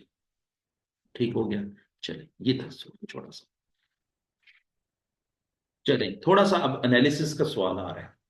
आपने एनालिसिस भी करना है, अपनी सर्विस का एनालिसिस करना है कि हमने ये सर्विस जो है वो किस तरह दी है, फायदेमंद भी है या नहीं है, या हम अपनी सर्विसेज को जो है ना वो अपनी कॉस्ट से ज़्यादा तो नहीं, कॉस्ट ज़्यादा तो नहीं इनकर कर रहे। तो वो उसकी एनालिसिस करना है। तो इस सवाल में वो ये कहना चाह रहा है, the following figures taken from the annual accounts of the two electric supply boards working on uniform costing method. वो कहता है कि दोनों कंपनियां जो हैं वो यूनिफॉर्म कॉस्टिंग मेथड यूज कर रही हैं। दोनों कंपनियां एक ही जैसा मेथड यूज कर रही हैं, और दो अलग अलग कंपनियां हैं, और दोनों जो है ना वो बिजली के महकमे हैं या बिजली के कोई कंपनियां हैं, और वो इस तरह अपना डाटा प्रोवाइड कर रही हैं, जैसे meter reading, billing and collection cost. ये देखिए। अच्छा, अब ये बात क्लियर कर लें कि ये कॉस्ट के बारे में जिक्र कर रहा है। कॉस्ट है ये। किसकी कॉस्ट है, बोर्ड ए, बोर्ड ए कह लें या कंपनी ए कह लें, कंपनी ए की कॉस्ट है ये, ठीक है, की कॉस्ट है, ठीक है। चले, दो कंपनीज है या दो बोर्ड कह लें। कंपनी ए की कॉस्ट क्या है, सैलरीज के ऊपर उसने कितने पैसे खर्चे हैं, 150 रुपए। अच्छा, ये 150 रुपए नहीं है, ये जरा देख लें, ये थाउजेंड्स में लिखा हुआ है, तो थाउजेंड्स का मतलब क्या हुआ, 1,50,000। ये दो, अब ये देख लें कि कंपनी ए ने सैलरीज के ऊपर खर्च किए 1,50,000, कंपनी बी ने खर्च किया 2,40,000। अब इनका हमें कंपेरिजन करना है कि उसने अपने टोटल खर्चों को कंपैरिजन करना है एक दूसरे के साथ। अच्छा चलें, कंपैरिजन करने के लिहाज से नहीं, मैं आपको एक फार्मूला बता देता हूँ। मैं यहाँ पे लिख देता हूँ, यहाँ पे लिख देता हूँ परसेंटेज। आपने अब इस तरह करना है, percentage of total cost, percentage of total cost. और ये किसकी कर रहे हैं, पहले ए की करेंगे, बोर्ड ए की करेंगे। ये ऐसे समझ लें, एक कॉलम बना दिया मैंने, ठीक है। और इसी तरीके से अब percentage of total cost, percentage of total cost, और साथ ही लिखूंगा पी, क्योंकि दो कंपनी है ना, तो पहले ए कंपनी का सॉल्व किया, अब दूसरी कंपनी का। ये जरा देखते हैं, बल्कि इसको थोड़ा सा मैं ऐसे कर देता हूँ, थोड़ा सा ऐसे कर देता हूँ, थोड़ा सा इसको ऐसे, एक अच्छी सी प्रेजेंटेशन बन जाएगी। अब जरा मैं परसेंटेज कैलकुलेट करता हूँ। 150, क्योंकि परसेंटेज कैलकुलेट करनी है, 150 ज़रब 100 तकसीम। अब ये देखिए, टोटल कॉस्ट लिखा हुआ है लफ्स, तो टोटल कॉस्ट कितनी है, 600, ठीक है। तो हमने 150 तकसीम 600 करेंगे, तो परसेंटेज कितनी आ जाएगी, आंसर आ जाएगा 25%। 25% आंसर आ जाएगा। ये है ए की कैलकुलेशन। अब बी की कैलकुलेशन क्या होगी, बी की कॉस्ट कितनी है, 240। इंडिविजुअल कॉस्ट कितनी है, सैलरी की कॉस्ट कितनी है, 240। 240 ज़रब 100 तकसीम, अब इसकी टोटल कॉस्ट कितनी है, 1000, तो इसको 1000 पे तकसीम कर देंगे, तो आंसर आ जाएगा 24%।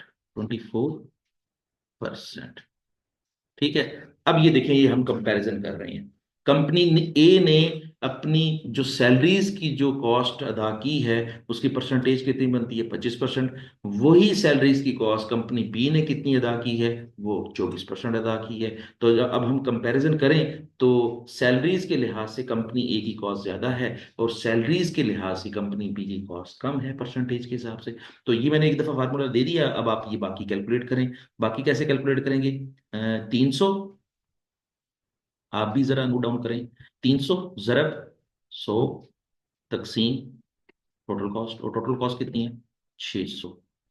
मैंने तो बड़ी जगह घेर घेर के इसको हल किया है, लेकिन ये मैंने आपके लिए किया है, आपने तो इसको कैलकुलेटर से ही करना है। तो अब आप कैलकुलेटर से इसको सारों को सॉल्व करेंगे आप। ये कितना हो जाएगा, 50%, और ये क्या हो जाएगा, 480 ज़रब 100 तकसीम 1000, क्योंकि इसकी टोटल कॉस्ट 1000 है। तो ये आंसर कितना आ जाएगा, 48%। 48%, ठीक है। अब ये पैरेलल जो है ना, हम दोनों का कंपैरिजन कर रहे हैं, और इस तरह सारों का कंपैरिजन करेंगे, और सारों के परसेंटेजेस में आंसर आ जाएंगे। और इंटरेस्टिंग बात ये है कि आखिर के अंदर जो टोटल होगा परसेंटेज का, इन सारे परसेंटेजेस को जमा करेंगे, तो ये कितना बन जाएगा, ये भी 100% बन जाएगा, और ये भी 100% बन जाएगा, ठीक है, सारों को। अच्छा, अब देखें, तरतीब से करते जाएं। 30 की परसेंटेज लें, ये तो इसकी परसेंटेज तो जीरो होगी, ठीक है, इसकी भी परसेंटेज लें, सबकी परसेंट ले लें, सबकी परसेंटेज लेंगे ना, तो उसका जो टोटल होगा वो 100% होगा। इसी तरीके से बोर्ड बी की भी हर चीज की परसेंटेज लेंगे, उनका भी टोटल क्या होगा, तो वो भी 100%। इस तरह हमने जो है वो परसेंटेजेस कैलकुलेट कर ली। अब आपसे वो थोड़ा सा और आगे पूछ रहा है, मैं थोड़ी सी इसको स्क्रॉल डाउन करता हूँ। वो कहता है कि जी कंपैरेटिव कॉस्ट कैलकुलेट कर ली। अब क्या कहेगा, may be collected as follows. चलिए थोड़ा सा और इसको रेज करते हैं। वो कहता है कि and are useful in showing how well और otherwise individual service are performing. वो कहता है कि जी इनकी कॉस्ट भी कैलकुलेट करें। परसेंटेजेस तो कैलकुलेट कर ली आपने, इसकी कॉस्ट भी कैलकुलेट करें। और कॉस्ट कैसे कैलकुलेट करें कि मसलन नंबर ऑफ यूनिट सोल्ड कितने हैं, 2880। ठीक है, 2880। आपने क्या करना है, इसकी टोटल कॉस्ट कितनी है, 600। तो आप क्या करेंगे, 600, 600 है ना, ये आप पूरी कॉस्ट लिखें, 6 लाख। 6 लाख तकसीम 2880, इसका जो आंसर है वो क्या आ जाएगा। आप जरा डिवाइड करें, इसका आंसर क्या आएगा। मैं भी यहाँ पे इसको कैलकुलेट करता हूँ। अब आपने सिर्फ इसकी जो है ना वो पर यूनिट कॉस्ट कैलकुलेट करनी है। देखिए जरा, 6 लाख तकसीम 2880, आंसर आ जाएगा 208.33। क्या जवाब आएगा, 208 इशारिया। तो मैं इसको राउंड कर रहा हूँ, ये क्या हो जाएगा, राउंड करने से 208 ही रह जाएगा, ठीक है ना। अगर 0.5 से ज्यादा है तो उसको एक में कन्वर्ट कर दो, अगर 0.5 से कम है तो उसको राउंड करके रिड्यूस करके पूरी फिगर पे ले आओ, ठीक है। तो 208.33 आंसर अगर आता है तो मैंने उसको राउंड करके कितना लिया, 208 पे ले लिया। अब जरा देखें, इसका भी देख लेते हैं, इसका आंसर क्या होगा। टोटल कॉस्ट कितनी है, टोटल कॉस्ट ये दी हुई है 1 मिलियन, ठीक है। 1 मिलियन को डिवाइड कर दें 9600 पे, 1 मिलियन डिवाइडेड बाई 9600, तो इसका आंसर आ जाएगा 104। इसका आंसर क्या आ जाएगा, 10।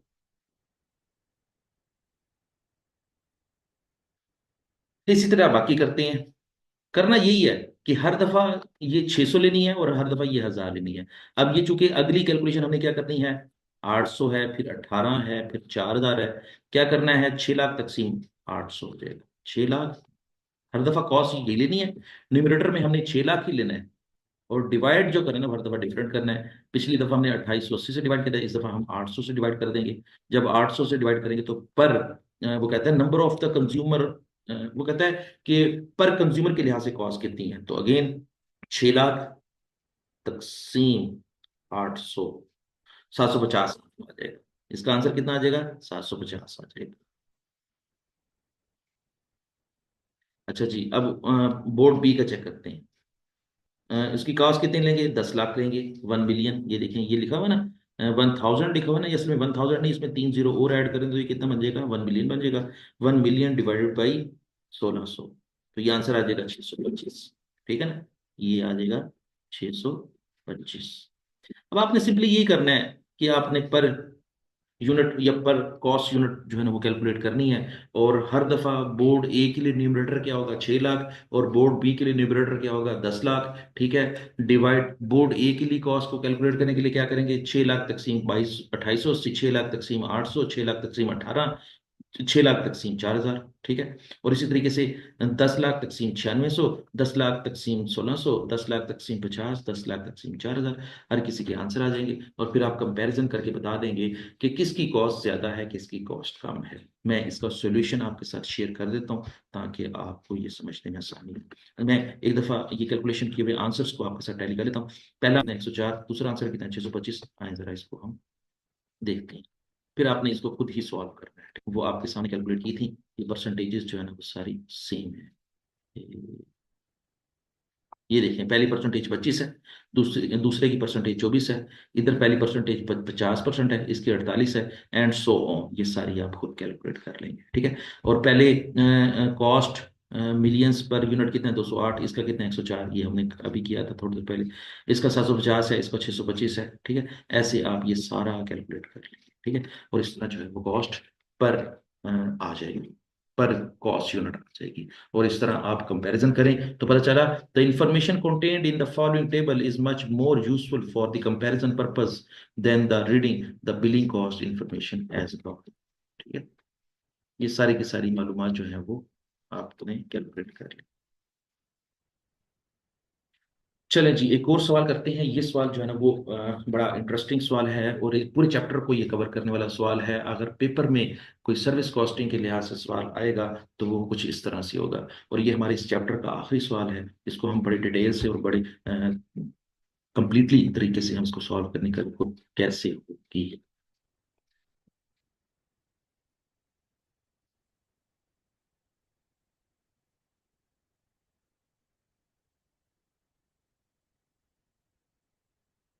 देखिए जी, test your standing happy returns limited operates haulage business. कोई ट्रक्स हैं जो चलाए जाते हैं और लोगों को सर्विस दी जाती है विथ 3 व्हीकल्स। बल्कि उन्होंने बता दिया कि 3 किस्म की गाड़ियां हैं, ये 3 किस्म के ट्रक्स हैं जो कि जो है ना वो सामान को लेने ले जाने के लिए इस्तेमाल होते हैं। The following estimated cost and performance data is available. के नीचे दिया गया डाटा जो है ना वो एस्टिमेटेड है। कैसे? पेट्रोल जो है वो पर किलोमीटर एवरेज के हिसाब से कितना पड़ता है, 50 पैसे या $0.5 कह लें। $0.5 1 किलोमीटर के लिहाज से खर्चा आता है कंपनी का। और रिपेयर के लिए 0.3 पर किलोमीटर के हिसाब से खर्चा आता है। और डेप्रिसिएशन 1 पर किलोमीटर के हिसाब से आती है और पर वीक के हिसाब से। अब देखें, पर किलोमीटर और पर वीक ये दोनों को मिला के हम कैसे कहेंगे, कंपोजिट कॉस्ट यूनिट। ठीक है। अच्छा, फिर वो कहता है कि जी ड्राइवर की जो वेजेस है 300 पर वीक है। एक ड्राइवर की वेजेस 300 एक वीक की है। तो कितनी गाड़ियां हैं, ये देखे ना, कितनी गाड़ियां हैं। एक गाड़ी के 300 है तो कितनी गाड़ियां, 3 गाड़ियां हैं तो कितने हो जाएंगे, 900 हो जाएंगे। 300 ज़रब 3, 900। अब ये देखें कंपोजिट कॉस्ट यूनिट की जरा मिसाल देखें कि वो वी के हिसाब से भी देख रहा है और व्हीकल के हिसाब से भी देख रहा है। अगर एक व्हीकल की खर्च की बात की जाए तो वो 300 है, लेकिन 3 व्हीकल्स की बात की जाए तो फिर वो कितना है, 900 है। ठीक है। वो वीक को भी जेन में रख रहा है, वो व्हीकल को भी जेन में रख रहा है। दोनों चीजों को इकट्ठा जेन में रखकर जो है वो कॉस्ट कैलकुलेट कर रहा है। लिहाजा इसकी जो कॉस्ट कहलाएगी वो कंपोजिट कॉस्ट यूनिट कहलाएगी। ठीक हो गया। अच्छा, फिर वो क्या कहता है, सुपरविजन एंड जनरल एक्सपेंसेस हैं 550 पर वीक। एक हफ्ते के ₹550 खर्चे हैं। ठीक है। जनरल सुपरविजन कॉस्ट है, ये सिर्फ पर वीक बात कर रहा है, तो इसका मतलब है कि एक वीक के अंदर सारी गाड़ियों के ऊपर कितना खर्चा आ रहा है, ₹550। अच्छा, और 550, और व्हीकल कितने हैं, 3 है, तो जरा 3 करेंगे तो ये कितना आ जाएगा, 1650 हो जाएगा। अच्छा, फिर वो कहता है लोडिंग कॉस्ट कितनी है। लोडिंग कॉस्ट है 6 रुपये पर टन। 6 रुपये पर टन है। जरा देखते हैं हमारे सवाल के अंदर कितने टन जो है ना वो हमने कैरी किया है। तो यहाँ पे लिखा हुआ है 280 टन। ठीक है। तो 280 टन जरा 6 रुपये पर टन, इसको मल्टीप्लाई करेंगे तो हमारी पूरी वीक की कॉस्ट आ जाएगी। अच्छा, फिर वो क्या कहता है, मैंने आपके लिए डाटा जो है ना वो हाईलाइट किया हुआ है जहाँ पे आपको जो है ना सवाल हल करने में आसानी हो। वो कहता है कि जी 3950 इसकी कैलकुलेट करनी है ड्यूरिंग द वीक नंबर 26। 26वां जो हफ्ता था ना उसकी कॉस्ट कैलकुलेट करनी है, ये भी जेन में रख लें। 26वां हफ्ता कोई होगा इससे पहले जितने भी हफ्ते काम कर लिए होंगे उसकी कॉस्ट कैलकुलेट कर ली होगी। अब 26वां हफ्ता आया है या 26वां वीक आया है तो उसकी कॉस्ट आपके जरिए वो कैलकुलेट कर रहा है। और वो बता रहा है कि जी 280 टन जो है वो हमने वेट कैरी किया है अपनी गाड़ियों को। कहना चाह रहा है कि जर्नी, पहला जर्नी, दूसरा, तीसरा, चौथा, पांचवा, 9 जर्नी की हैं पूरे हफ्ते में। ठीक है ना। मतलब है कि 9 दफा गाड़ियां गई हैं और वापस आई हैं, गाड़ियां गई हैं और वापस आई हैं। जर्नी का मतलब ये है कि एक दफा गए फिर वापस आ गए, ये एक जर्नी हो गया। फिर दूसरी दफा गए, उसी हफ्ते की बात हो रही है, उसी हफ्ते में दूसरी दफा गए फिर वापस आ गए। ठीक है। अब देखो, पहली दफा जब गए तो कितने टन जो है वो कैरी किया, 34 मीटर सफर किया। एक तरफ से जो है ना 180 है। ठीक है। और जब वापस आएंगे तो फिर वो कितना हो जाएगा, 180 जमा 180 360 हो जाएगा। तो इसका मतलब क्या हुआ, मैंने ये सारी के किलोमीटर को जो है ना वो 2,950 किलोमीटर सफर किया। यहाँ पर वो खुद भी बता रहा है और हमने यहाँ पर खुद भी कैलकुलेट कर दिया। टोटल सफर कितना किया, 3,980, 265, 390, सारों को जमा किया तो एक तरफ का, ये देखिए ना 1 भी लिखा हुआ है, एक तरफ का जो है ना वो 1900 सफर हो गया, 3,950 किलोमीटर सफर किया। अब वो पूछ रहा क्या है आपसे, अगेन डाटा बहुत बड़ा है लेकिन सवाल बहुत छोटा सा है। सवाल इतना बड़ा नहीं है, डाटा थोड़ा सा बड़ा सा है। वो कहता है calculate the average cost per ton per kilometre. वो कहता है कि जी एवरेज कॉस्ट कैलकुलेट करें पर टन पर किलोमीटर के हिसाब से। इसका मतलब ये हुआ कि टन्स को भी हमने जेन में रखना है और किलोमीटर को भी जेन में रखना है। और देखें किस तरह सवाल हल होगा। तो सबसे पहले तो ये देख लें कि टोटल कॉस्ट कैलकुलेट कर लेते हैं। टोटल कॉस्ट, टोटल कॉस्ट कैसे कैलकुलेट होगी, टोटल कॉस्ट किसकी टोटल कॉस्ट, वीक 26 की टोटल कॉस्ट।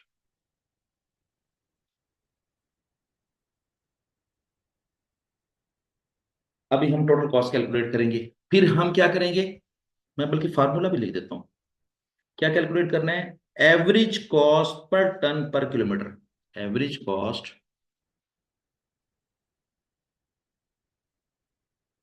पर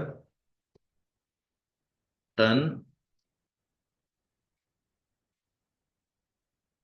और dash per kilometre.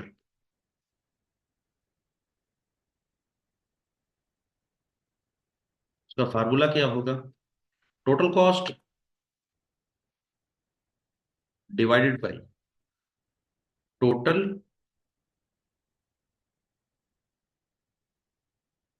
Turns and kilometres. Formula बड़ा आसान सा है। टोटल कॉस्ट, हमने टोटल खर्चे उठाने हैं और उसको डिवाइड करना है टोटल टन्स एंड किलोमीटर्स। ये भी मैं कैलकुलेट करना सिखाऊंगा। पहले मैं आपको ये कैलकुलेट करना सिखाऊंगा, फिर मैं आपको ये कैलकुलेट करना सिखाऊंगा। जब ये दोनों कैलकुलेट हो जाएंगे, इनको आपस में डिवाइड करूंगा, हमारा ये वाला आंसर आ जाएगा, एवरेज पर ton per kilometre cost. Average cost, बल्कि मैंने यहाँ पे लफ्ज को थोड़ा सा स्किप कर दिया है। लफ्ज क्या बनेगा? Average cost per ton per kilometre. ठीक है, ये मालूम करने जा रहे हैं। पहले हम न्यूमरेटर को हल कर लेते हैं, टोटल कॉस्ट को हल कर लेते हैं। टोटल कॉस्ट को कैसे हल करेंगे, जरा वापस आए, डाटे की तरफ वापस आए। हमने देखा कि हमारे पास क्या है, ये क्या है, ये पर किलोमीटर के हिसाब से। तो अब देखिए जरा, हमारे पास नाम भी लिखता हूँ साथ साथ, पेट्रोल। पेट्रोल के लिए पी लिख रहा हूँ, रिपेयर के लिए आर लिख रहा हूँ। ये मैं थोड़ा सा अपना टाइम बचा रहा हूँ। और डेप्रिसिएशन के लिए डी लिख रहा हूँ। ठीक है, अब देखिए जरा, 50 पैसे खर्च हुए पर किलोमीटर पे, ये 30 पैसे खर्च हुए, और ये 1 रुपया खर्च हुआ। टोटल कितने पैसे खर्च हुए? 1 रुपये 80 पैसे खर्च हुए। 1 रुपये 80 पैसे। अच्छा, अब हम जरा देखें, अगर 1 रुपये 80 पैसे खर्च हुए हैं और टोटल कितने किलोमीटर हमने पैसे, टोटल कितने किलोमीटर हमने जो है ना वो सफर किया है, जरब 3950।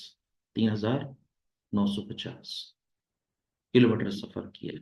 ठीक है, तो हमने पेट्रोल, रिपेयर और डेप्रिसिएशन के ऊपर कितने पैसे खर्च कर दिए अब तक? 7110 रुपये खर्च कर दिए। ये तो है सिंपली किलोमीटर के ऊपर पैसे खर्च किए हैं। ये बात याद रख लें कि हमने दो तरीकों से पैसे खर्च किए हैं। सफर भी किया है, तो वो सफर किया है किलोमीटर के हिसाब से, और साथ ही वजन भी कैरी किया है, जिसको हम टन कहते हैं। तो हमने टनों के लिहाज से अलग खर्चा देखना है और किलोमीटरों के हिसाब से अलग खर्चा देखना है। तो अब जरा देखें कि हमने ये भी खर्चा किया है, 300 पर वीक खर्चा किया है, 550 पर वीक खर्चा किया है, और यहां पर व्हीकल लिखा हुआ है। और फिर वो कहता है, यहां पर भी वो कह रहा है 50 पर वीक जो है पर व्हीकल खर्चा किया, किस चीज का? डेप्रिसिएशन का। Again depreciation. और वेजेस के लिए, ड्राइवर वेजेस के लिए डब्ल्यू लिख रहा हूं, और सुपरवीएन के लिए मैं अलग लिख रहा हूं। ठीक है, सुपरवीएन के लिए एस लिख रहा हूं। अब देखो जरा, बहुत इंटरेस्टिंग सवाल है, बहुत मजेदार सवाल है। 50, वो कहता है 50 पर वीक है पर व्हीकल है, तो क्या करेंगे? जरब एक, जरब एक का मतलब क्या है? पर वीक। और पर व्हीकल का मतलब 3। अगर एक व्हीकल के 50 रुपए हैं तो 3 व्हीकल के कितने हो जाएंगे? 150। ठीक है, फिर 300 रुपये वेजेस हैं। 300 जरब एक, एक वीक है, जरब 3, तो ये कितने हो जाएंगे? ये 900 हो जाएंगे। और सुपरवियन क्या है? 550 पर वीक,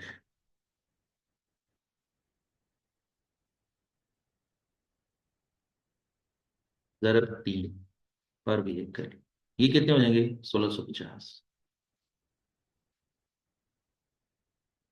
इन तीनों को टोटल कर लें। इन तीनों को टोटल करने से बनता है 1650 और 150, 1800, और ये 9, ये हो जाएगा 2700। ये कितना हो जाएगा? 2700। अच्छा जी, एक खर्चा हमने ये किया हुआ है, अब ये एक खर्चा ये हो गया। अब तीसरी किस्म का खर्चा, लोडिंग कॉस्ट। लोडिंग कॉस्ट अलग है, मैं एलसी लिख रहा हूँ, लोडिंग कॉस्ट के लिए एलसी लिख रहा हूँ। और एलसी क्या है? 6 पर टन है, तो क्या करेंगे? 6 को जरूर दे देंगे 280 टन से, क्योंकि हमने 280 टन जो है ना वो कैरी किया है। एक टन के पैसे 6 रुपये हो गए, 280 टन के कितने हो जाएंगे? 280 जरब 6, ये 1680 हो जाएगा। और 1680 रुपये ये खर्च किए। हमने तीन किस्म के पैसे खर्च किए हैं, 7110, 2700। अच्छा, ये मैंने इनर कॉलम में लिखा हुआ है आपके लिए, वर्किंग इनर कॉलम की हुई है, क्योंकि इसमें बहुत सारी जो है ना वो कैलकुलेशंस थी। मैंने एक साइड पे इसको कर लिया, तो वो टोटल बना 2700। इसका टोटल बना था 7110, और ये टोटल बना है 1680। तो टोटल कंपनी ने कितने पैसे खर्च किए हैं, ये भी हम टोटल कर लेते हैं।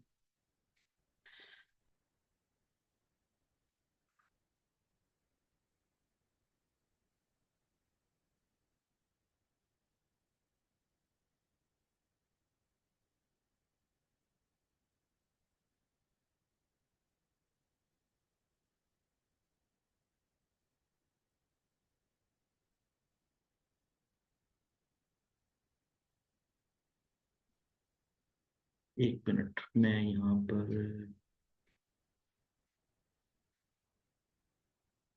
ये देखें, थोड़ा सा वर्किंग में, हाँ, एक छोटी सी मिस्टेक यहाँ पर आ गई, कि यहाँ पर लिखा हुआ है 550 पर वीक लिखा हुआ है। ये है जी 550। तो ये हो जाएगा 550, और ये टोटल हो जाएगा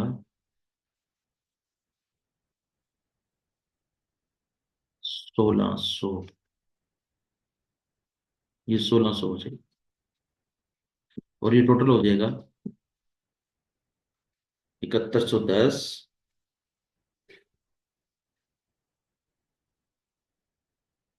जमा 1600 जमा 1680। ये टोटल खर्च हो जाएगा 10,390। 10,390। हमने टोटल कॉस्ट कैलकुलेट कर ली है। टोटल कॉस्ट पूरे वीक 26 की टोटल कॉस्ट कितनी है? 10,390। हमारी एक चीज कैलकुलेट हो गई, 10,390। हमने न्यूमरेटर कैलकुलेट कर लिया है, अब हम डिनोमिनेटर की तरफ जाते हैं। अच्छा जी, डिनोमिनेटर कैसे कैलकुलेट होगा? डिनोमिनेटर बड़ा आसान है, और एक मिनट, वो क्या है? आपने सिंपली क्या करना है, चूंकि हमने यहां पर लिखा हुआ है टोटल टन्स एंड किलोमीटर्स, क्या करना है? तो ये आ जाएगा आपका, मैं यहीं पर ये कॉलम बना देता हूं, टन्स एंड किलोमीटर्स। ये आपने भी बनाना है ये कॉलम। 134 मल्टीप्लाई बाई 180 कितना हो जाएगा? 6,120।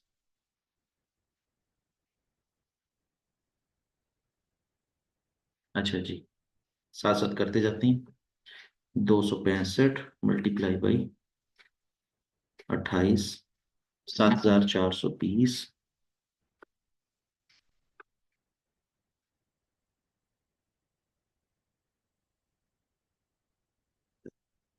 390 ज़रब 40, 15,600।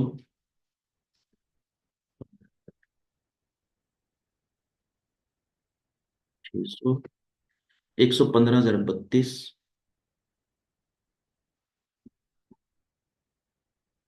3,680।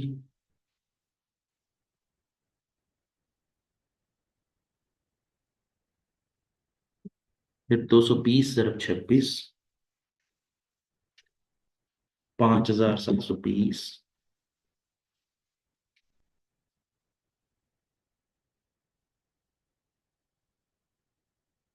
480 ज़रब 40, 19,200।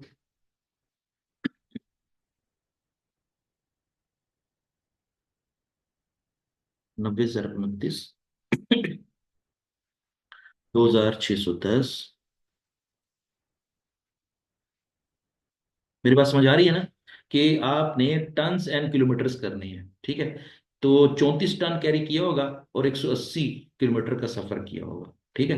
तो जब 180 किलोमीटर का सफर किया होगा, तो टन्स एंड किलोमीटर्स के लिहाज से वो कॉस्ट यूनिट क्या आ जाएगा? 6,120, ठीक है? 7,420, 15,600, 3,680, ठीक है ना?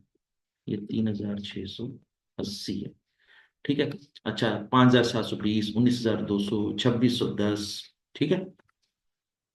फिर है जी आपका 100 × 26, तो ये 26 तो आ जाएगा। ठीक है ना। और 135 × 25, 135 × 25, 3,375 आ जाएगा। 3,375। ठीक हो गया। अब इन सारों को टोटल कर लेते हैं। जब इन सारों को टोटल कर लेंगे तो हमारे फार्मूले का डिनोमिनेटर आ जाएगा टोटल टन्स एंड किलोमीटर्स। ठीक है, इन सारों को टोटल करते हैं।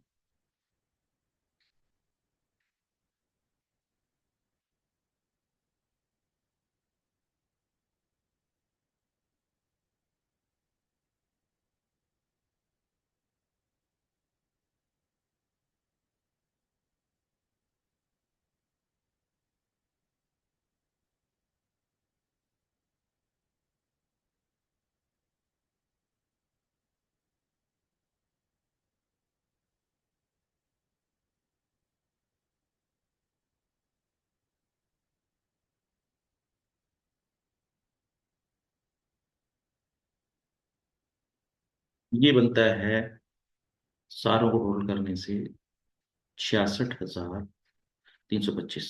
ठीक है, 66,325।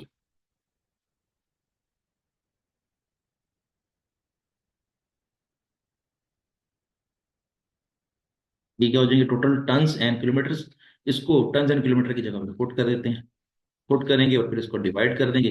आपका आंसर आ जाएगा 10,390 तकसीम 66,325। 10,390 तकसीम 66,325। आंसर आ जाएगा 0.157। 0.157। और ये क्या होगा 0.157 पर टन पर किलोमीटर। पर टन पर किलोमीटर जो है वो आपका आंसर है। ये देख लें। कुछ इसी तरह का जो है ना वो सॉल्व किया। पहले एक जो है ना वो पेट्रोल की रिपेयर की डेफिनेटली कॉस्टली हुई है। फिर उसके बाद लोडिंग कॉस्टली है, टोटल बनी 10,390। और 66,325 जो है वो आया। तो आंसर आ जाएगा अब आपका 0.157 पर टन पर किलोमीटर। पर टन पर किलोमीटर ये आंसर। चलें अब इसको सॉल्व करें, आप अपने तौर पर भी इसको सॉल्व करें और देखें कि इसमें क्या इशू है। अगर कोई इशू है तो मुझसे आप पूछेंगे। ये था आपका सर्विस कॉस्टिंग का टॉपिक। मैंने दो तरीकों से आपको सर्विस कॉस्टिंग का टॉपिक पढ़ाया। पहले मैंने सिंगल कॉस्ट यूनिट के जरिए जो है वो आपको पर यूनिट कॉस्ट कैलकुलेट करना सिखाई। फिर मैंने आपको कंपोजिट कॉस्ट यूनिट के जरिए जो है ना वो पर कॉस्ट यूनिट जो है ना वो कैलकुलेट करना सिखाई। और मैक्सिमम इतनी ही प्रैक्टिस जो है वो कॉस्ट सर्विस कॉस्टिंग के लिहाज से अवेलेबल है। और अगर कोई क्वेश्चन जो है वो हम एमसीक्यूज के जरिए, जब हम कल एमसीक्यूज को हम हल करेंगे तो उसमें कुछ क्वेश्चन आएंगे, तो इस तरह आपकी प्रैक्टिस जो है वो बहुत अच्छी हो जाएगी और ये चैप्टर बड़ा अच्छा तैयार हो जाएगा। चलें आज तक के लिए इतना ही है। फिर हम नेक्स्ट सेशन में इन्हीं टॉपिक्स के जो है वो एमसीक्यूज हल करेंगे और इस तरह हमारी प्रैक्टिस बहुत अच्छी हो जाएगी और पेपर की तैयारी के लिहाज से हम बड़े अच्छे प्रोग्रेस कर जाएंगे। चलें, कल तक के लिए इजाजत दें। अल्लाह हाफिज।